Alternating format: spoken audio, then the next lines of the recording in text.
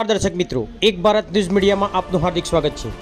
ઉપલેટા નગરપાલિકા દ્વારા ward number 1 માં સીસી રોડનું ખાતમુહૂર્ત કરાયું।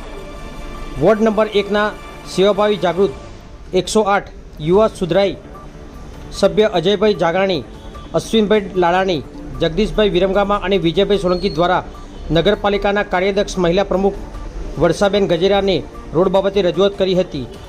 તે રજૂઆતે ધ્યાનમાં લઈ તાત્કાલિક ઢાંકની ગાડીમાં આવેલ રિલાયન્સ ટાવરની કોળી સમાજ સુધી મેઇન રોડને સીસી રોડ મંજૂર કરવામાં આવ્યો, જેમાં શ્રીફળ વધેરી મોં મીઠું કરાવી ખાતમુહૂર્ત કરાયું।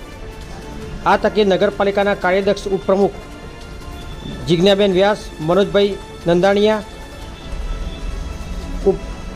મયુરભાઈ સુવા, વિક્રમભાઈ સોલંકી, અનિતાબેન ચૌહાણ, રાજ વાઢેર, પરાગ સુતરિયા, જિજ્ઞેશભાઈ વ્યાસ, પ્રફુલ પારગી સહિત મોટી સંખ્યામાં નગરજનો ઉપસ્થિત રહ્યા હતા। પત્રકાર નીલમ રાઠોડ, ઉપલેટા।